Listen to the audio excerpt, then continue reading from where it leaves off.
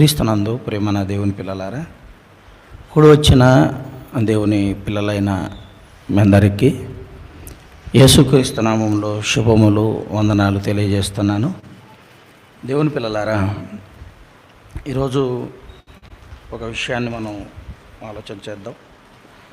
వాక్యపు ధ్యానం ఈ ఉదయకాల సమయంలో దేవుడు ఎన్నో సంగతులను అనేక సంవత్సరాల నుంచి అనేక విధాలుగా, అంటే నానా విధమైన జ్ఞానాన్ని లోకానికి తెలియజేయడానికి కారణం విలువైన సంగతులు మనుషులకు అవసరం. సజీవులుగా ఉన్న ఈ మనుషులు దారి తప్పకుండా ఒక మంచి విధానంలో నడుచుకోవాలి అని మీరందరూ లోకంలో పుట్టినవారు, గడ్డి పువ్వు లాంటి ఆయుష్ కలిగిన వాళ్ళు. మరి ఏ రోజు మీ యొక్క గమ్యం అనేది ముగుస్తుందో మీకు తెలియదు అని ఉన్న కొద్ది రోజులు మీరు లోకంలో తగ్గి బ్రతకాలి అని, మరి ఎక్కువగా మనల్ని ఎప్పుడైతే మనం తగ్గి బ్రతకాలని అనుకుంటామో దేవుడు భవిష్యత్తును చూపిస్తుంటాడు. మరి లోకంలోనండి మనిషి వినాశనానికి, మనిషి పాడవటానికి, దేవునికి దూరమై బ్రతికేటువంటి వారు ఎంత క్రూరులుగా మారిపోతున్నారు అన్న సంగతి కొందరిని చూసినప్పుడు మనకు తెలుస్తుంది, అర్థమవుతుంది. ప్రేమన దేవుని పిల్లలారా, ముందుగా యేసుక్రీస్తు వారు భూమి మీద బ్రతికి ఉన్నంతకాలం తన శిష్యులు ఆయనను వెంబడిస్తూ, ఆయన శిలువ మ్రాను మీదకి ఎక్కే ముందు మరి ఒంటరిగా ఉన్నాడు, ఏకాంతంగా ఉన్నప్పుడు శిష్యులు వెళ్ళారు, ఆయన దగ్గరికి వెళ్ళారు. ఆయన దగ్గరికి వెళ్ళి ఒక మాటను అడుగుతున్నారు. మత్తయి సువార్త 24వ అధ్యాయము 3వ వచనం. ఆయన ఒలీవ కొండ మీద కూర్చుని ఉన్నప్పుడు శిష్యులు ఆయన యొద్దకు ఏకాంతముగా వచ్చి, ఇవి ఎప్పుడు జరుగును, నీ రాకడకును ఈ యుగ సమాప్తికి సూచనలు ఏవి అని అడిగారండి. ఇవి ఎప్పుడు జరుగును, ఏవి ఎప్పుడు జరుగును, నీ రాకడకును ఈ యుగ సమాప్తికి. యేసుక్రీస్తు వారి యొక్క రెండో రాకడ గురించి మొదటి రాకలో ఉన్నప్పుడే అడుగుతున్నారు. ఎందుకంటే యేసుక్రీస్తు వారి శిష్యులతో, నేను వెళ్తాను, లోకాన్ని వదిలిపెట్టి వెళ్తాను, మీరు నిబ్బరం కలిగి ఉండాలి, మీరు ధైర్యంగా ఉండాలి, ఎందుకంటే నేను ఉండనిక రాబోయే రోజుల్లో నాకు జరగబోయేటువంటి పరిస్థితులు చాలా ఘోరంగా ఉంటాయి. నేను వెళ్తాను, నేను వెళ్ళేటప్పటికి మీరు హృదయాలను కలవరపరచుకోవద్దు, విశ్వాసం నుంచి తొలగిపోవద్దు, ధైర్యంగా ఉండాలి అని యేసుక్రీస్తు వారు శిష్యులకు కూడా, ఆయన భూమి మీద ఉన్నంతకాలం ఆయన విలువ తెలియలేదు. ఆయన ఎంత శక్తివంతుడో, ఎంత బలవంతుడో శిష్యులకు కూడా అర్థం కాలేదు. ప్రియులారా, ఏదో నామకవాస్తికి పేతురు గారు అప్పుడప్పుడు మాట్లాడేవాడు, అప్పుడప్పుడు యోహాన్ గారు మాట్లాడేవారు, యాకోబు గారు మాట్లాడేవారు. వీళ్ళు ఆయన ఉన్నంతకాలం మరి ఎక్కువగా పని చేయాలన్న ఆలోచన ఏం లేదు, కానీ ఆయన ఉన్నప్పుడు మాత్రం వాళ్ళని బలపరిచే మాటలే ఎక్కువ మాట్లాడుతుంటాడు. ఆయన ఒలివ కొండ మీద కూర్చున్నప్పుడు ఒంటరిగా వెళ్ళారట, ఏకాంతంగా అక్కడ మాట్లాడుతున్నారు. నీ రాకడకు, మరి అది రాకడ కాదా, బ్రతికే ఉన్నాడు కదా, ఇంకా ఆయన బ్రతికే ఉన్నాడు. బ్రతికి ఉండగానే రెండో రాకడ గురించి అడుగుతున్నారు వీళ్ళు. మీ రాకడకును ఈ యుగ సమాప్తికి సూచనలు అడుగుతున్నారు. సూచన అనగానే జాడ ప్రియమైన దేవుని పిల్లలారా, జాడ. మరి ఈ సూచన అడుగుతున్నప్పుడండి, ఈ యుగ సమాప్తికి ఏం జరుగుతుందో, ఆయన రాకడకు ఏం జరుగుతుందో మరి సూచనలు చెప్పడానికి ముందు ఆలోచిస్తే ప్రియమైన దేవుని వారలారా, ఈ మనిషి లోపలండి మరి కిడ్నీలు ఉంటాయి, తెలుసు కదండి, కిడ్నీలు ఉంటాయి. ఈ కిడ్నీలు ఫెయిల్యూర్ అవుతున్నాయి అని అంటే, లేకపోతే కిడ్నీలు పని చేయకుండా మారుతున్నాయి అని అంటే, దానికి ముందు సుమారుగా 15 సంవత్సరాల ముందు నుంచే సూచనలు ఇస్తుంటుందట. ఏమండి, వాటి యొక్క ఏమంటారు, ముందు నుంచే ఒక 15 సంవత్సరాల ముందు నుంచే కిడ్నీలు ఫెయిల్ అవుతున్నాయి చూసుకోండి అని సిగ్నల్స్ ఇస్తుంటాయట. పాసులో మరి నురగ రావటం కానివ్వండి, అప్పుడప్పుడు వామిటింగ్స్ రావడం కానివ్వండి, ఇది కంటిన్యూగా అవుతుంటుంది. కిడ్నీలు శరీర అవయవాల్లో చాలా ప్రధాన పాత్ర పోషిస్తుంటాయి కదా, కిడ్నీలు చాలా ప్రధాన పాత్ర పోషిస్తుంటాయి. ఏమండి, ఆలోచిస్తే ప్రియమైన దేవుని పిల్లలారా, 15 సంవత్సరాలకు ముందు నుంచే హెచ్చరికలు జారీ చేస్తుంటుంది. ఇదిగో నీ కిడ్నీలు ఇది పరిస్థితి, నీ కిడ్నీలు ఇలా మరి పాడైపోతున్నాయి అని కొన్ని లక్షణాలు శరీర మరి భాగాలలో వచ్చేటువంటి మార్పులు, ఈ మార్పులను బట్టి మనం అంచనా వేసుకోవాలి. ఒకసారి డాక్టర్ని సంప్రదిస్తే అతను కూడా కిడ్నీల గురించే చెప్తాడు. ఆయన చెప్పకముందే నీకు ముందుగానే హింట్స్ ఇస్తుంటుంది, మనకు ముందుగానే సిగ్నల్స్ ఇస్తుంటుంది. అలాగే ప్రియమైన దేవుని వారలారా, భూకంపం వస్తుంది అనుకోండి, భూకంపం వస్తుంది. ఆ భూకంపం వచ్చే ముందు ఏమండి, బ్యాంకాక్లోనండి సుమారుగా ఒక 2-3 రోజుల నుంచి మరి భూకంపం అనేది చాలా పెద్ద పెద్ద మేడలు కట్టారు, ఎన్నో అంతస్తులు కలిగినటువంటి మేడలు కదిలిపోతున్నాయండి. అక్కడ చాలా కదిలిపోతున్నాయి. సోషల్ మీడియాలో ఆ వీడియోస్ చూస్తున్నప్పుడు అండి, అంటే ఇప్పుడు జరుగుతున్నటువంటి పరిస్థితుల్లో భూకంపం వచ్చే ముందనండి పక్షుల కదలికలు, జంతువుల కదలికలు, మనిషి గుర్తుపట్టలేడం కానీ జంతువుల కదలికలు, పక్షుల కదలికలు చాలా వేరే లెవెల్లో ఉంటాయి. మరి అవి అలా కదులుతున్నాయి అంటే ఎందుకు అరుస్తున్నాయి, ఎందుకు విచిత్రంగా ఏడుపు, ఏమండి, కుక్కలు కూడా ఏడుస్తున్నట్టుగా, పక్షులు అరుస్తున్నట్టుగా, అంత హడావిడిగా ఏమండి కనబడుతూ ఉంటాయి. అలా కనబడుతున్నాయంటే రాబోతున్నది ఏదో విపత్తు జరగబోతుంది అని అర్థం చేసుకోవాలి ప్రియమైన వాళ్ళారా, రాబోతుందని అర్థం చేసుకోవాలి. ఏమంటే అప్పుడప్పుడు సముద్రంలో నుంచి, భూమి మీద అయితే భూకంపం వస్తుంది, సముద్రంలో అయితే సునామీ వస్తుంది. సునామీ రావటానికి ముందండి సముద్రం లోనికి వెళ్ళిపోతుందటండి. సముద్రం ఇప్పుడు అప్పుడప్పుడు బీచ్ల్లోకి వెళ్తుంటాం కదండి, ఆ నీళ్ళండి ఉన్న ఆ పరిధిలో నుంచి చాలా వెనక్కి సముద్రం లోపలికి వెళ్తుందట. అలా వెళ్ళినప్పుడు అందరూ చాలా భయపడిపోతారు. కారణం ఏంటో తెలుసా? రాబోతున్నది సునామీ.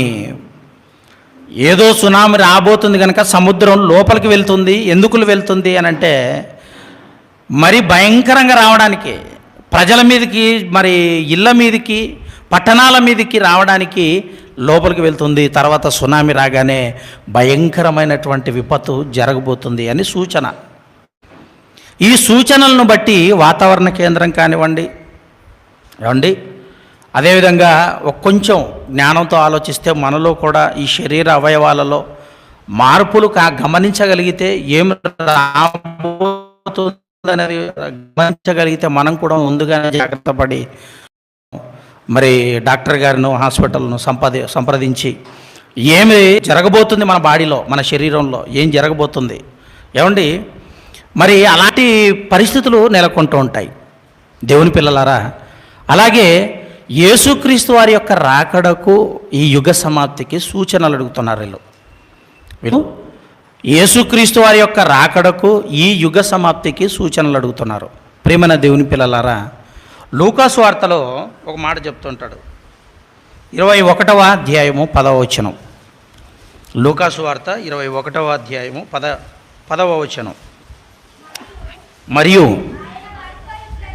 ఆయన వారితో ఇట్లనెను, జనము మీదికి జనమును, రాజ్యము మీదికి రాజ్యమును లేచును. అక్కడక్కడ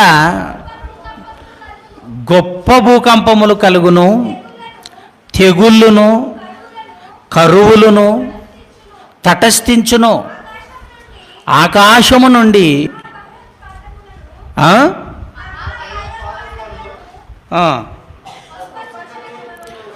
ఏమండి కనబడుతున్నాయి ఇక్కడ. అక్కడక్కడ భూకంపాలు, గొప్ప భూకంపాలు. ఏమండి, రాజ్యము మీదికి రాజ్యము, జనము మీదికి జనం. ఇవి జరుగుతున్నాయా లేదా? ఇప్పుడు ఇవన్నీ జరుగుతున్నాయి అని అంటే మనకి ఏమర్థం కావాలి? ఆ రోజు శిష్యులతో యేసుక్రీస్తు వారు మాట్లాడిన మాట ఇప్పుడు నెరవేరుతుంది అని అర్థం. ఏమండి, అంతేనా? యేసుక్రీస్తు వారు తన శిష్యులతో ఏం చెప్తున్నాడు? శిష్యులు ఏమడిగారు? ఇదిగో మరి ప్రభువా, నీ రాకడకు ఈ యుగ సమాప్తికి సూచనలు ఏంటి అని అడుగుతున్నారు వాళ్ళు. అలా అడిగినప్పుడు ఇప్పుడు ఇక్కడ మాట్లాడుతున్నారు లూకాసు వార్తలో, ఇదిగో జనము మీదికి జనము, రాజ్యము మీదికి రాజ్యము, అక్కడక్కడ గొప్ప మరి భూకంపాలు, తెగుళ్ళును కరువులను, ఏమండి ఇవన్నీ కూడా తటస్థిస్తాయి అని చెప్తున్నాడు. అంటే జరుగుతున్న పరిణామాలు, జరుగుతున్న పరిస్థితులను మనం ఆలోచించగలిగితే ప్రియమైన దేవుని పిల్లలారా, ఇదిగో ఈ భూమి మీద జరుగుతున్న విపత్తును గురించి చెబుతున్నాడు ఇక్కడ. ఇదిగో రాజ్యము మీదకి రాజ్యము లేస్తుంది. యుద్ధాలు జరుగుతున్నాయి కదండి, దేశాలకు యుద్ధాలు జరుగుతున్నాయి ప్రియమైన వాళ్ళారా. ఎంతోమంది ఆ దేశాలలో యుద్ధం జరుగుతున్నందుకు వలస వెళ్ళడానికి ఇతర దేశాలకు దొంగతనంగా ప్రవేశిస్తున్నారట. వారి యొక్క పర్మిషన్ లేకున్నా కూడా ఏమండి వేరే దేశాలకు వెళ్ళడానికి ప్రయత్నం చేస్తున్నారట ప్రజలు. ఎందుకంటే వాళ్ళ మధ్యనే ఉంటే కుటుంబము, ఏమండి వారి పిల్లలు అందరూ కూడా చనిపోయేటువంటి అవకాశాలు ఉన్నాయి అని మిగిలిన దేశాలకు, పక్కన ఉన్నటువంటి దేశాలకు పారిపోవడానికి ఎంతోమంది మరి ప్రయత్నం చేస్తున్నారు ప్రియమైన వాళ్ళారా. సముద్ర మార్గాలలో, ఆకాశ మార్గంలో, ఏమంటే అడవి మార్గాలలో, భూభాగ మార్గాలలో మిగిలిన దేశాలకు పారిపోవడానికి చాలా ప్రయత్నం చేస్తున్నారు ప్రియమైన దేవుని పిల్లలారా. కారణం, ఈ భూమి మీద ఈ ప్రకృతి వినాశనం అనేది జరగబోతుందని చెప్పడానికి ఇదిగో ఇలాంటివి జరుగుతాయి అని చెప్తున్నాడు ప్రియులారా. ఇలాంటివి జరుగుతాయి. ఇప్పుడు ప్రకృతి వినాశనంలో ఈ అన్ని భాగాలైతే విశ్వనాశనం గురించి కూడా దేవుడు చెప్పాడు పేతురు గారి ద్వారా. పేతురు రాసిన 2వ పత్రిక 3వ అధ్యాయము 10వ వచనం. అయితే ప్రభు దినము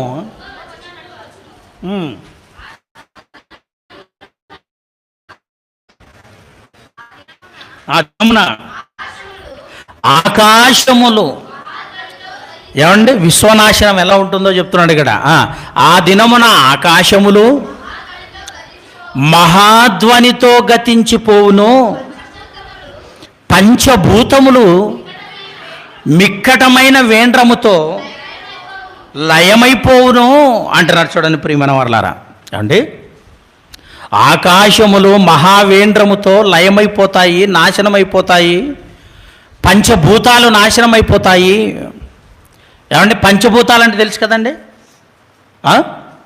మరి అదేవిధంగా ఆకాశంలో ఉండేటువంటి ఈ నక్షత్ర మండలాలు, గ్రహాలు, పంచభూతాలు ఇవన్నీ కూడా నాశనమైపోతాయి అని చెప్తున్నాడు. ఇది కూడా ఏంటికి?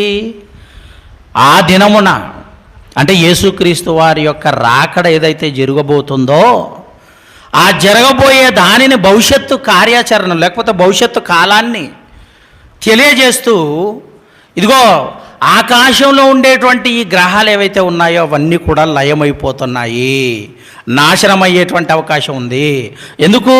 యేసుక్రీస్తు వారి యొక్క రాకడల్లో ఎవరి ఎవరైతే తన కొరకు బ్రతికి తన కొరకు మరి చనిపోతున్నారో, హతసాక్షులు అవ్వబోతున్నారో, ఎవరైతే నీతిని జరిగిస్తున్నారో, నీతి కొరకు నష్టాలు పాలవుతున్నారో, నీతిని జరిగించడానికి తన ప్రాణాలను పణంగా పెడుతున్నారో, వారందరినీ సైతం దేవుని రాజ్యమైన సంఘాన్ని దేవునికి అప్పగించడానికి ఆయన భూమి మీదకి రావాలి. భూమి మీదకి వచ్చిన తర్వాత మిక్కటమైన వేండ్రముతో టోటల్గా నాశనం అయిపోతుంటేనండి, ఒకవైపు దేవుని కోసం బ్రతికిన వారందరినీ కూడా తన రాజ్యముగా తీసుకెళ్ళి దేవునికి అప్పగించడానికి యేసుక్రీస్తు వారు రాబోతున్నారు. ఇది ఆకాశంలో జరుగుతున్నటువంటి పెను ప్రమాదం. రాబోయేటువంటి మరి భవిష్యత్తులోనండి, ఒకవేళ అది ఏ క్షణం కావచ్చు, ఏ క్షణమైనా కావచ్చు. ఎందుకు ఏ క్షణమైనా కావచ్చు అని అంటున్నానంటే, ప్రభువు దినము ఎలా వస్తుందట? దొంగ ఒకవేళ దొంగతనం చేయడానికి వస్తున్నాడు అనుకుందాం. వస్తున్నాడన్న సంగతి ఎవరికైనా చెప్పి వస్తాడా? అది దొంగతనం అవుతుంది? అసలు చెప్పే వచ్చాడు అనుకుందాం, అది దొంగతనం అవుతుందా? అది ఎలా దొంగతనం అవుతుంది? వాడే వస్తే సున్నం అవుతుంది దానికి, అవునా కదా? కాబట్టి ఇప్పుడు ప్రభు దినాన్ని గురించి చెప్తున్నాడు. ప్రభు దినం ఎలా ఉంటుందంటే, దొంగ ఎలాగైతే చెప్పకుండా వచ్చి మీ ఇళ్లల్లోకి వచ్చి మీ యొక్క బంగారం, మీ యొక్క ధనం ఎలాగైతే కొల్లగొట్టుకొని పోవడానికి వస్తాడో ఎవరికి చెప్పకుండా, ఆయన దినం కూడా ఎలా ఉంటుందంటే, ఎవ్వరికి కూడా తెలియకుండా ఆయన ఈ లోకంలోకి ప్రవేశింపబోతున్నాడు. అలా ప్రవేశించే నాటికి ఏమవుతుంది అంటే, ఆ గడియలు ఎలా ఉంటాయంటే, ఆకాశంలో ఉండేటువంటి గ్రహాలు, పంచభూతాలు నిక్కటమైన వేండ్రముతో ఏమవుతున్నాయంటే నాశనం అయిపోతాయి, బూడిదైపోతుంది. ప్రేమైన దేవుని పిల్లలారా, అది చూడటానికి కూడా నీకు అవకాశం ఉండదు. అది చూడటానికి మరికి మీకు ఆ సమయం ఉండదు. కారణం ఏంటంటే అండి, ఇళ్లలో కూర్చున్నప్పుడు భూకంపం వచ్చిందనుకోండి, సడల్న వచ్చిన వారికి అర్థమవుతుంది, మా దగ్గరికి రాలేదులే, మాకింకా భూకంపం కలగలేదులే అనే ధైర్యం అనుకుంటుంది. కానీ దేవుని పిల్లలారా, ఏ గడి అయినా ఏ క్షణమైనా కూడా దేవునికి భయపడుతూ బ్రతకడానికి మనం ఎప్పుడు కూడా ఉండాలి. ప్రియమైన వాళ్ళ సిద్ధంగా ఉండాలి, భయపడుతూ బ్రతకాలి. ఎందుకంటే కాలం మంచిగా లేదు. ఇప్పుడు కాలం మంచిగా లేదు. మొన్న ప్రవీణ్ పగడాల అనేటువంటి ఒక గొప్ప దైవజనుడు, ప్రేమైన దేవుని పిల్లలారా, క్రీస్తుని గురించి బైబిల్ని గురించి గొప్పగా చాడుతుంటే అసూయతో కొంతమంది ఆకతాయిలు భయంకరమైనటువంటి ఆయనను చంపేశారు. మనందరికి తెలిసిన విషయమే. కానీ ఇది ఇంకా రహస్యంగా పెట్టి ఇది ఇంకా బయటికి రావటం లేదు. ఎందుకంటే మరి జరగబోయే విపత్తు ఘోరంగా ఉంటుందని చెప్పి వాళ్ళు దాచిపెడుతున్నారు. న్యాయం చేయండి అని క్రైస్తవులు ఎవరి మీదకైనా కత్తి తీసుకొని వెళ్తారా? కట్టెలు తీసుకొని వెళ్తారా? న్యాయం చేయండి అని కోరుతున్నారు లక్షల మంది క్రైస్తవులు. న్యాయం చేయండి అని రోడ్లు ఎక్కుతున్నారు. ఎందుకు రోడ్లు ఎక్కుతున్నారు? ప్రభువు కొరకు చనిపోయాడు. ఆ ప్రభువుని మనం నమ్ముకున్నాం కనుక ఆ స్థితి మన దగ్గరికి రావచ్చు, ఆ పరిస్థితి మన మీదకి కూడా రావచ్చు. కనుక ప్రతి ఒక్కరు కూడా రోడ్లెక్కి గలమెత్తి మాట్లాడాలి, గలమెత్తి అడగాలి, న్యాయాన్ని అడగాలి, ప్రభుత్వాలను అడగాలి, చట్టాలను అడగాలి అని రోడ్ల మీదకి వెళ్తూ వస్తున్నారు. పరిస్థితులు బాలేవు ప్రియమైన దేవుని పిల్లలారా. జనము మీదికి జనము వస్తాడు. కారణం ఏంటో తెలుసా? యేసుక్రీస్తు వారి యొక్క రాకడ రాబోతుంది, ఈ యుగ సమాప్తం జరగబోతుంది అని విశ్వ వినాశనం గురించి చెప్తున్నాడు, ప్రకృతి నాశనం గురించి చెప్తున్నాడు. ప్రేమైన దేవుని పిల్లలారా, ఇంకొక విషయాన్ని మనం ఆలోచించగలిగితేనండి, మనిషి నాశనం పరిస్థితులు ఇంత ఘోరంగా ఉంటున్నప్పుడు మనిషి ఎలా నడుచుకోవాలో దేవుడు ఎప్పటికప్పుడు మనకి హెచ్చరికలుగా దేవుని యొక్క వాక్యాన్ని దైవజనుల ద్వారా లేకపోతే మెజులు ఇస్తున్నాడు. దేవుడు మనకు ప్రసంగాలు ఇస్తున్నాడు. కారణం ఏంటంటే మనం మారిపోవాలి. ఈ కాలం చాలా చిన్నదైపోయింది, సంకుచితమైపోయింది. ఎప్పుడు వినాశనం జరగబోతుందో తెలియదు, ఎప్పుడు నీ ప్రాణము ముగిసిపోతుందో తెలియదు, ఎప్పుడు ఎలా మనం మరణిస్తామో తెలియదు. కనుక మీరు జాగ్రత్తగా బ్రతకాలి. ఇదిగో ఈ అంత దినాలలో ఉండేటువంటి మీరు మీ హృదయాలను మీరు హెచ్చరించుకొని బ్రతికేటువంటి కాలం ఇది. ఈ కాలంలో మీరు ఎలా బ్రతకాలో అని అనుక్షణం దేవుడు తన మాటలను మనకు తెలియజేస్తున్నాడు. ప్రేమన దేవుని పిల్లలారా, ఆలోచించండి. సామెతల గ్రంథం 16వ అధ్యాయం 18వ వచనాన్ని చదువుకుందాం ప్రేమన దేవుని పిల్లలారా. నాశనమునకు ముందు ఏం నడుస్తుందట, కానీ మనకేం తెలుసు? ఎర్రరే ఏం నడుస్తుందంటే ఏమంటారు? ఫాగ్ నడుస్తుంది అంటుంటారు, చూసారా? పర్ఫ్యూమ్ గురించి అది. ఏం నడుస్తుంది? అడ్వర్టైజ్ వస్తుంటుంది కదా అప్పుడప్పుడు. టీవీ చూడమా మనం? ఏమండి, నేను అసలు టీవీనే చూసలేనని వాళ్ళు చేయొద్దండి దయచేసి. టీవీ చూడండి నేను అనే వాళ్ళు ఎవరైనా ఉంటే, అందరికీ మరి అలా ఎవరైనా ఉంటే వందనాలు. దేవుని పిల్లలారా ఆలోచించండి. అప్పుడప్పుడు అడ్వర్టైజ్ వస్తుంటుంది కదండి, ఏం నడుస్తుంది అని అడుగుతాడు వాడు. అదే హిందీలో క్యాచ్ ఎల్రాయ్ అని ఏమంటాడు అంటే ఫాగ్ నడుస్తుంది అని చెప్తుంటాడండి.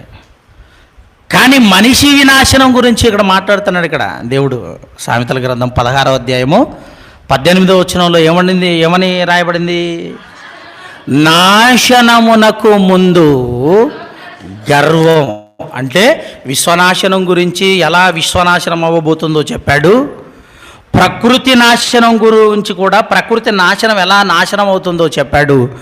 మనిషి నాశనం గురించి చెప్తున్నాడు ఇక్కడ. ఇదిగో, నాశనమునకు ముందు గర్వము నడుచును. గర్వము నడుచును. ఏమండి, గర్వము అనగానే మనకు ఒక అర్థం కావాలి. గర్వముతో నడుస్తున్నటువంటి వారికి అహంకార భావం అనేది ఎక్కువైపోతుంది ప్రియమైన వాళ్ళారా. మితిమీరిన మాటలతో, మితిమీరిన చేష్టలతో, క్రూరమైన మనస్తత్వంతో నడుచుకుంటున్నాడు ప్రియమైన దేవుని పిల్లలారా మనిషి. ఈ కాలంలో మరీ ఘోరంగా తయారైపోతున్నారు కదా యవనస్తులతో సైతం. ఏమండి, ఒక పక్క ప్రవీణ్ పగడాల గారు చనిపోయారు అని, దైవ సేవకులు చనిపోయారు అని మనందరం కూడా చాలా సంతాపపడుతున్నాం, బాధపడుతున్నాం. మరో పక్క యవనస్తుడుగా కనబడుతున్నటువంటి ఒక వ్యక్తి ఏం చేస్తున్నాడో తెలుసా? మేమే చంపేశామని చెప్తున్నాడండి. అక్కడ మేమే అంటే నేను కాదు, మా వాళ్ళు చంపేశాడు అంటున్నాడు మళ్ళావాడు. అంటే వానికి ఏమొచ్చిందనమాట? ఒళ్ళంతా ఏమైపోయింది? గర్వం. ఒక ఆవిడండి పాట పాడుతుందండి, పగడాలు పగిలిందా అని. నిజంగా కళ్ళ ముందు ఉంటే నిజంగా మరి మనం కూడా క్రైస్తవులమే కానీ వాక్యం తెలిసిన వాళ్ళమే.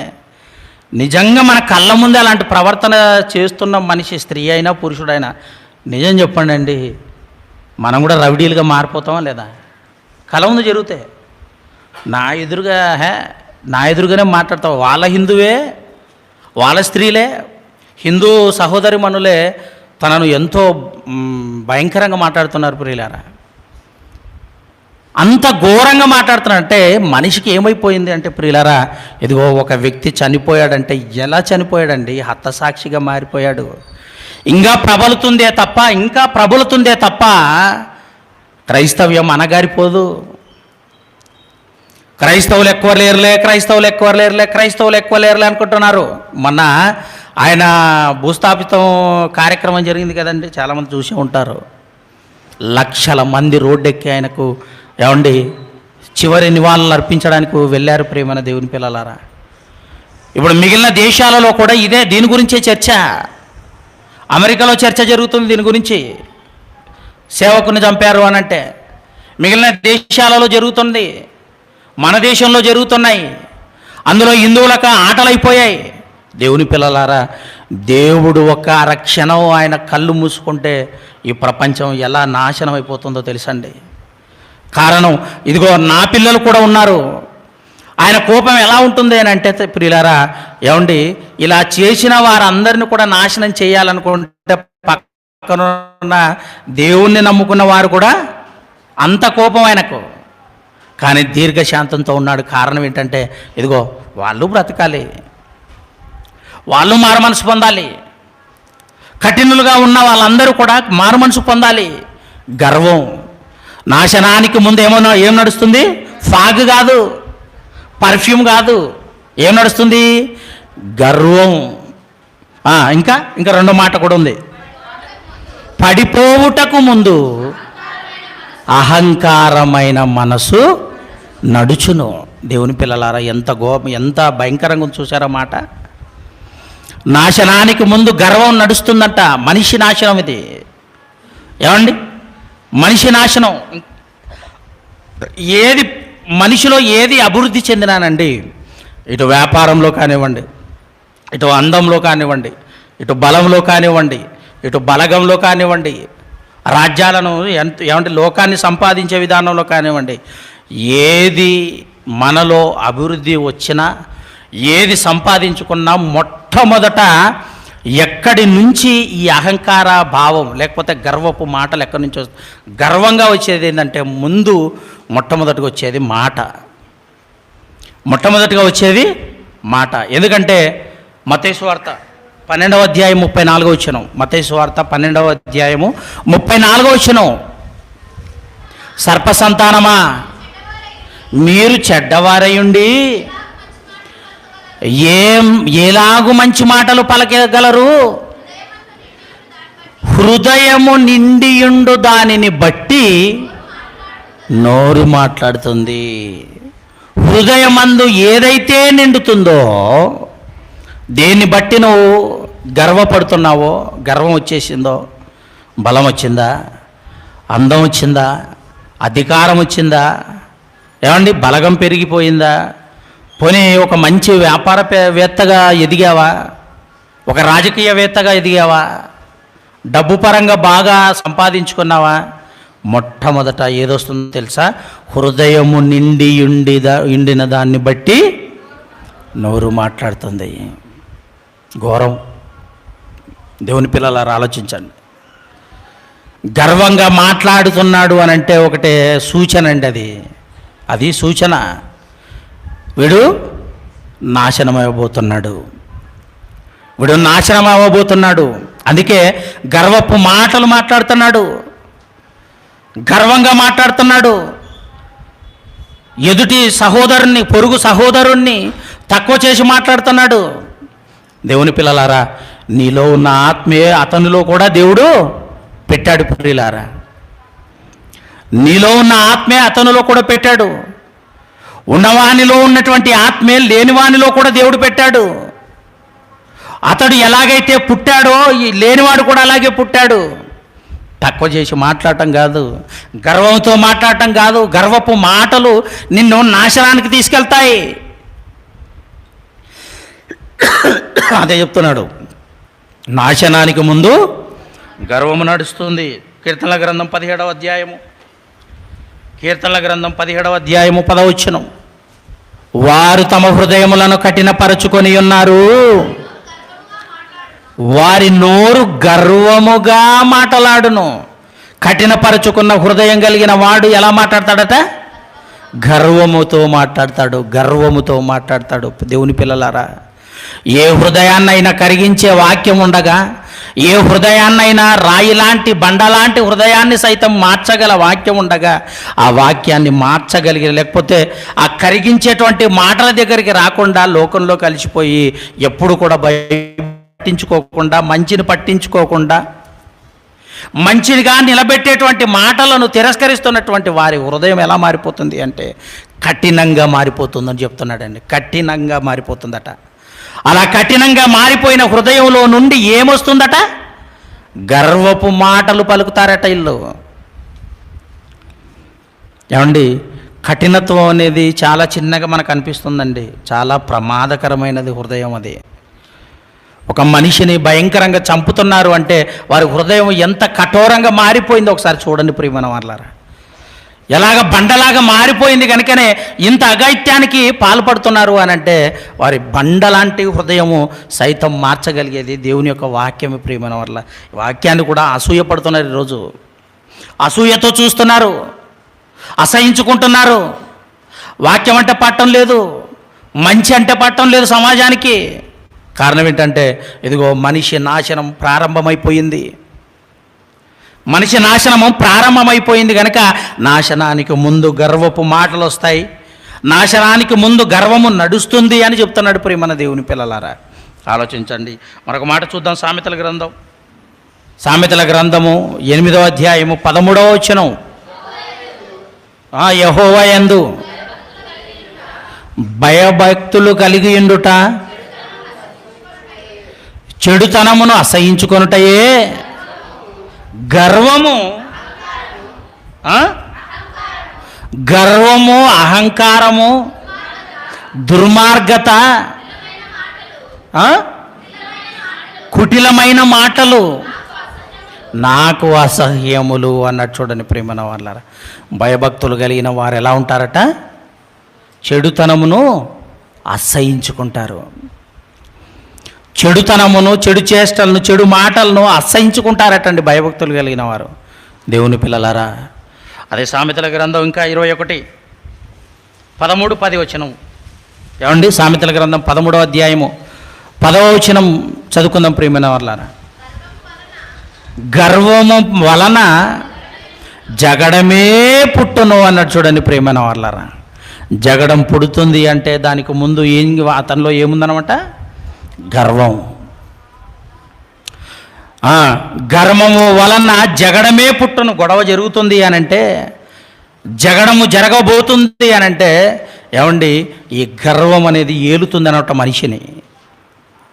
నాకేంట్రా, నాకేం తక్కువరా అంటుంటారు చూసారా? నాకేం తక్కువరా, నా వెనకాల ఎంతోమంది ఉన్నారా, నా వెనకాల అధికారులు ఉన్నారా అంటుంటారు చూసారా? అహంకార భావంతో వచ్చేటువంటి మాటలు, కుటిలమైన మాటలు, చెడుతనంతో వచ్చిన మాటలు ఏమండి, అన్నీ మనం గమనించగలేకపోవచ్చు. మనిషిగా మనిషి హృదయంలో ఏదైతే ఉందో ఆ మనిషి హృదయానికే వాళ్ళకి అర్థమవుతాయి అనేది బైబిల్లో ఉంది. మనిషి యొక్క సంగతులు ఆ మనిషికే అర్థమవుతాయట. నాలో ఏముందో నేనే గుర్తుపట్టాలి, మీలో ఏముందో మీరే గుర్తుపట్టుకోవాలి. మీకు అర్థమవుతుందా ఏమండి? కనుక గర్వపు మాటలు, ఎవరైతే భయభక్తులు కలిగిన వారు చెడుతనమును అసహించుకుంటారు. గర్వపు మాటలు ఎలా ఉంటాయట? ఆ మాట చదవండి మళ్ళీ, రెండో మాట అదే మాటలో, రెండో మాట 13:10 కాదమ్మా, 13వ అధ్యాయం 10వ వచనంలో రెండో మాట. గర్వం వలన జగడమే పుట్టును,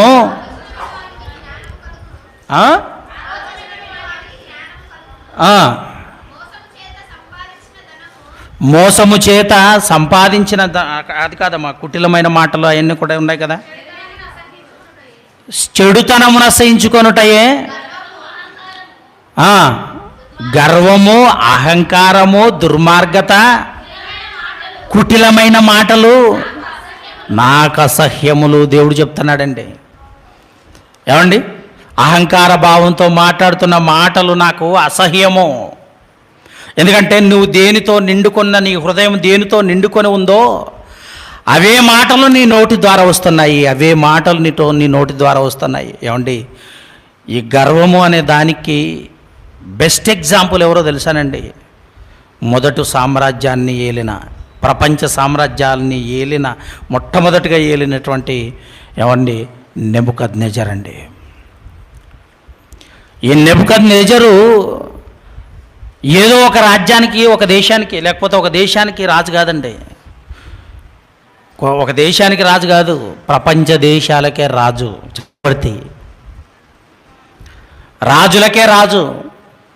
అలాంటి పరిస్థితిలో ఉన్నటువంటి అతను తన బలాన్ని చూసుకున్నాడు, తన జ్ఞానాన్ని చూసుకున్నాడు, తన పట్టణాన్ని చూసుకున్నాడండి. నా బలాతిశయము చేత, నా జ్ఞానము చేత ఇదిగో ఈ రాజ్యాలన్నీ కూడా నడపబడుతున్నాయి, ఈ రాజ్యాలన్నింటిని నేను కట్టాను అని చెప్తున్నాడండి. అలా అహంకార భావంతో మాట్లాడుతున్నటువంటి ఒక మాటను దానియేలు గ్రంథంలో మనకు కనబడుతుంటుంది. 4వ అధ్యాయం 30వ వచనం. దానియేలు గ్రంథము 4వ అధ్యాయము 30వ వచనం. రాజు బబులోనును నా బలాధికారమును నా ప్రభావఘనతను కనపరుచుటకై నా రాజధాని నగరముగా నేను కట్టించినది కాదా అని తనలో తాను అనుకున్నాను. ఏమండి? తనలో తాను అనుకున్నాడటండి, అంతే. తనలో తాను గర్వపడితే కూడా దేవునికి నచ్చదనమాట. అంతే కదండి. ధనవంతుడు కూడా ఏం చేశాడు? తనలో తానే అనుకున్నాడు. అనేక సంవత్సరాలకు విస్తారమైన ఆస్తి, విస్తారమైన ఏమండి మరి పంట నీకోసం నేను సమకూర్చాను, ఇదిగో తిను త్రాగు సుఖించు తన ప్రాణంతో తనలో తాను అనుకున్నాడండి. అది దేవునికి నచ్చదు. దేవుని పిల్లలారా, ఈ అహంకారంతో వచ్చినటువంటి మాట, గర్వంతో వచ్చినటువంటి మాట ఎప్పుడైతే మనిషి అంటాడో దేవుడు ఏమంటాడో తెలుసా? ఇదిగో వెర్రివాడా, ఇదిగో రాజు నెబుకద్నెజరు, రాజ్యం నీ వలన నీ బలాత్సయం చేత మరి ఏలుతున్నానని నువ్వు అనుకుంటున్నావు కదా, నీ చేతిలో ఉన్న ఈ రాజ్యం నీ దగ్గర నుంచి వెళ్ళిపోయింది అని అన్నాడండి. వెళ్ళిపోయింది. రాజుకే గతి లేదు, రాజు పరిస్థితే బాలేదు. మనం ఎంతండి, ఓ పూట ఉంటే ఇంకో పూట ఉండదు. మనమే ఏమంటే ఒక రోజు ఒక డ్రెస్ వేసుకుంటే రోజు మళ్ళీ అది వేసుకోవాలా? మీకు అర్థమవుతుందో లేదో? రాజు అనగానే ఒకటి అర్థం చేసుకోవాలి, చక్రవర్తి ప్రియమైన వాళ్ళ ఆయన ఇతను. సామ్రాజ్యాలను, మొట్టమొదటి సామ్రాజ్యమైన బబులోను సామ్రాజ్యాన్ని ఏలుతున్న చక్రవర్తి అయిన ఏమంటే ఈ నెబుకద్నెజరు తనలో తాను అనుకుంటున్నాడు, నా బలాతిశయము చేత అని, నా ధనము చేత అని, నా జ్ఞానము చేత అని తనలో తాను అనుకుంటుంటే దేవుడు అన్నాడు, ఏమన్నాడు చూడండి. రాజు నోట ఈ మాట ఉండగా ఆకాశము నుండి ఒక శబ్దము వచ్చెను, ఏదనగా రాజగు నెబుకద్నెజరు, ఇదే నీకు ప్రకటన, నీ రాజ్యము నీ యొద్ద నుండి తొలగిపోయెను అన్నారు. చూడండి దేవుని పిల్లలారా, నీ యొద్ద నుండి తొలగిపోయెను. దేవుని పిల్లలారా, మీరు ఆలోచించండి. నెబుకద్నెజరు రాజకోటలో నిత్యము ఉండేటువంటి అతనుని తీసుకెళ్ళి ఎక్కడ పడేశాడు? ఎక్కడ పడేశాడో తెలుసా? అడవిలో పడేశాడు. తినటానికి ఏమీ లేకపోతే ఏం తిన్నాడట? గడ్డి, పశువులు తినే గడ్డి తిన్నాడంట ప్రియమైన వాళ్ళారా. కనుక అంత పరిస్థితి జరిగిన తర్వాత ఆయన మంచి మాటలు పలికాడండి. నెబుకద్నెజరు కూడా బుద్ధి వచ్చింది. ఎందుకంటే బుద్ధి వచ్చిన తర్వాత ఎవరైనా కొంచెం జ్ఞానయుక్తంగానే మాట్లాడతాడు. బుద్ధి రానంత వరకు అతనిలో ఏముందనమాట? గర్వం. గర్వం పడిపోవటానికి ముందుగా అహంకారమైన మనస్సు నడుస్తుందట. నాశనానికి ముందు గర్వపు మాటలు వస్తాయట. నెబుకద్నెజరుకి నాశనానికి ముందు గర్వపు మాటలు రావటం వలన ఏమండి, అదే 4వ అధ్యాయంలో మొదటి వచనాన్ని చదువుకుందామండి. మొదటి వచనం నుంచి చదువుకుందాం. చాలా మంచి మాటలు మాట్లాడతాడు ఆయనే. రాజగు నెబుకద్నెజరు లోకమంతట నివసించు సకల జనులకును దేశస్థులకును ఆయా భాషలు మాట్లాడు వారికిని ఈలాగు సెలవిచ్చుచున్నాడు. ఎవరు? నెబుకద్నెజరే. మీకు క్షేమాభివృద్ధి కలుగును గాక, క్రియలను మీకు తెలియజేయుటకు నాకు మనస్సు కలిగెను. ఆయన సూచక క్రియలు ఎంతో బ్రహ్మాండమైనవి, ఆయన అద్భుతములు ఎంతో ఘనమైనవి. ఆయన రాజ్యము శాశ్వత రాజ్యము, ఆయన ఆధిపత్యము తరతరములు నిలుచును అన్నాడు. చూడండి, మరి ఇంతకుముందు ఏమని ఆలోచించాడు? నా రాజ్యము, నా కోట, నా బలం, నా బలాతిశయం, నా అధికారము చేత నడపబడుతుంది. సామ్రాజ్యాలన్నీ కూడా నాకు లోబడి బ్రతుకుతున్నాయి. ఈ సామ్రాజ్యాలన్నీ నాకు లోబడి బ్రతుకుతున్నాయి. దేవుని పిల్లలారా, ఇంకొక విషయం, ఎవరైనా ఒక 10 మంది 20 మంది మన మాట వింటున్నారనుకోండి, ఏ మాట చెప్పినా వింటున్నారనుకోండి, మనకు ఎలా ఉంటుంది? మనం కూడా అంతే కదండి. కద్దరంగిలు వేసుకొని, అవునా, అద్దాలు పెట్టుకొని, ఎందుకంటే 20 మంది వింటున్నారు కదా, ఇప్పుడు గర్వంగా నడుచుకోవటం, అంతేనా? అంటే మాట తీరు వేరుంటుంది, ఇప్పుడు ప్రవర్తన వేరుంటుంది. ఏమండి, 10 మంది 20 మంది వింటేనే ఇంత గర్వపడుతున్నావు.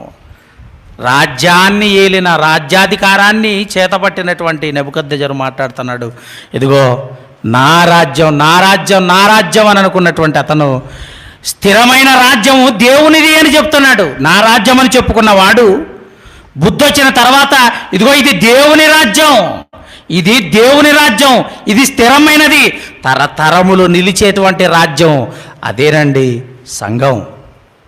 ప్రేమన దేవుని పిల్లలారా, దేవుడు స్థాపించిన ఈ రాజ్యం, దేవుడు స్థాపించిన ఈ రాజ్యం ఏదైతే ఉందో అది స్థిరమైన రాజ్యం అని చెప్తున్నాడు. అది తరతరములు నిలుస్తుంది అని చెప్పాడు, తరతరాలు ఉంటుంది అని చెప్పాడు. ప్రేమన దేవుని పిల్లలారా, ఆ రాజ్యానికి అంతం లేదు, ఆ రాజ్యానికి అంతం లేదు. తరాలు గడుస్తున్నాయి, మనుషులు మన మధ్య ఉండి చనిపోతున్నారు. అయినా ఆయన గురించి తెలియనటువంటి తరం అంటూ ఏది ఉండదు. ప్రేమన దేవుని పిల్లలారా, ఆలోచించండి. కనుక గర్వంగా మాట్లాడేవాడు, అహంకార తత్వంతో మాట్లాడేవాడు, ప్రవర్తించేవాడు, ఎవరైనా ఈ గర్వంతో మాట్లాడుతున్నాడు అని అంటే మనకు ఒకటే అర్థం కావలేదు. ఏంటో తెలుసా? వీడేమైపోతున్నాడు? వీడు నాశనం అవ్వబోతున్నాడు అనమాట. అప్పుడప్పుడు అంటుంటాం కదా మా సామెత అండి, పెరుగు కాదు, పెరుగుట విరుగుట కొరకని. చాలా చిన్న మాట, కానీ దేవుని యొక్క మాట చాలా గొప్పగా ఉంటుంది. ప్రేమైన వాళ్ళారా, నాశనానికి ముందు గర్వము నడుస్తుంది అని అంటే గర్వపు మాటలు ప్రభుని నమ్ముకున్న వారిలో ఉండకూడదు. ప్రభు ఏం నేర్పించాడు? నిన్ను నీవు తగ్గించుకొని బ్రతుకు అని. నిన్ను నీవు తగ్గించుకున్న ఎడల ఏమవుతావు? అది దేవుడు హెచ్చిస్తాడు. హెచ్చింపబడతావు అంటే దేవుడు హెచ్చిస్తాడు. నిన్ను నీవు గర్వంతో హెచ్చించుకున్న ఎడల నువ్వేమైపోతావు? పడిపోతావు, అంతే. ఎవరైనా అంతే, ఎవరి గతి అయినా అంతే. దేవుని దృష్టికి ఏమండి మనం తగ్గించుకొని బ్రతికేటువంటి వారిగా ఉండాలి. అందుకే కదండి మనం ప్రభుని నమ్ముకుంది. యేసుక్రీస్తు వారు ఏమన్నా రౌడా? ఏమండి, యేసుక్రీస్తు వారు యుద్ధాలు చేశాడా? ఎవరైనా నరికి చంపాడా? ఏం లేదే. తన మాటల చేత, తన ప్రేమ చేత ప్రతి ఒక్కరిని కూడా ఆకర్షించాడు. ప్రపంచంలో అందరికంటే అత్యధికంగా ప్రభావితం చేసినటువంటి వ్యక్తి అండి యేసు ప్రభు వారంటే. ప్రపంచంలోనే, భారతదేశంలో క్రైస్తవులు 20% ఉన్నారు అని చాలా అహంకార భావంతో మాట్లాడుతున్న వారు ఎంతోమంది ఉన్నారు. అందులో మత ఛాందసవాదులు ఎక్కువగా, మత పిచ్చి పట్టిన వారు. కానీ దేవుని పిల్లలారా, ఎంతోమంది, జస్ట్ అది ఒక లెక్క మాత్రమే, కానీ చాలామందిని ప్రభావితం చేశాడండి యేసుక్రీస్తుల వారు. ప్రపంచంలో ఎక్కువ ఎవరున్నారంటే ఎవరున్నారని చెప్తారు? ప్రపంచంలో, మన దేశంలో కాదు, క్రైస్తవులే ఉన్నారు. మొదటి స్థానం క్రైస్తవులకు ఉంది. ప్రేమని దేవుని పిల్లలారా ఆలోచించండి. కనుక అహంకార భావంతో మనం ఉండక, సంఘంలో మనకంటూ ఒక బాధ్యత, సంఘంలో మనకంటూ దేవుడు మనకేదైతే ఈ బాధ్యతనిచ్చాడో వాటిని నెరవేర్చుకుంటూ తగ్గించుకొని మనకు మనవుగా ఏమండి సిద్ధపడి, మాట కూడా గర్వంతో మాట్లాడకుండా, అహంకార భావంతో మాట్లాడకుండా మృదువైన మాట ఏమవుతుంది? క్రోధమును. ఏమంటే దేవుణ్ణే మార్చిందండి మృదువైన మాట. మీకు తెలుసా? దేవునే ఎంతో కోపంతో ఉండేటువంటి ఆయన్ను ఏమండి దేవుణ్ణే మార్చేసింది. ప్రేమన దేవుని పిల్లలారా, మోషే మాట్లాడాడు, ప్రభువా ఐగుప్తు నుంచి తొలికొచ్చింది నువ్వే కదా, ఈ అడవిలో చంపుతా. ఐగుప్తీయులు ఏమంటారు? వాళ్ళ దేవుడు తీసుకెళ్ళి అడవిలో చంపడానికి తీసుకెళ్ళాడా అని ఐగుప్తులు మాట్లాడటం నాకు ఇష్టం లేదు ప్రభువా, దయచేసి నీ కోపం మార్చుకో, నీ కోపం తగ్గించుకో అని అనేసరికి మోషే గారి మాట మృదువుగా అబ్రాహాం గారు కూడా మాట్లాడాడు. సొదొమ గొమొర్రా పట్టణాలను నాశనం చేస్తాను. అబ్రాహాము, నీకు ముందు చెప్తున్నాను, కానీ నీకు చెప్పకుండా కూడా నేను చేయగలను. అయితే నువ్వు నా స్నేహితునివి, నీ మాట నేను వింటాను అని అబ్రాహాం గారితో విషయం చెప్పేసరికి అబ్రాహాం గారు మాట్లాడుతాను, ఒక 50 మంది ఉంటే కాపాడు దేవా. సర్లే అన్నాడు. 40 మంది ఉంటే సరే, 30 మంది ఉంటే, అంటే దేవుని మాట వినడం ఏంటి, మనిషి మాట వినడం ఏంటి? దేవుడు వీళ్ళు ఏం మాట్లాడుతున్నారు? తగ్గి మృదువైన మాట కోపమును చల్లార్చును. మృదువైన మాట కోపమును చల్లార్చును, నొప్పించు మాట క్రోధమును రేపును. కనుక మృదువుగా కదా ఉండవలసింది క్రైస్తవుని మాట. దేవుని పిల్లలారా, గర్వంతో మాట్లాడకుండా, ఏదైనా పెరగని అతిశయం రానివ్వకుండా, ఈ అతిశయాన్ని రానివ్వకుండా జాగ్రత్త పడాలని మీ అందరికీ హెచ్చరిస్తూ, అలా వస్తే నాశనం అయిపోతారు అన్న దేవుని యొక్క హెచ్చరిక, లేకపోతే దేవుని యొక్క మాట నెరవేర్పు అనేది ఆగదు. ప్రేమన దేవుని పిల్లల మనందరికీ తెలిసిన విషయమే. దేవుడు ఏదైనా చెప్పాడు అంటే ఆ మాట నెరవేరక మానదు. కనుక ఆయన మాట నెరవేరే విధంగా ఉంటుంది. కనుక మన నాశనానికి పాత్రలం కాకుండా మనం దేవుని యొక్క మాటల్లో మనందరం కూడా ఉండాలని మీ అందరికీ హెచ్చరిస్తూ, నన్ను నేను హెచ్చరించుకుంటూ ఈ మాటలు ఇంతటితో ముగిస్తున్నాను. అందరికీ వందనాలు.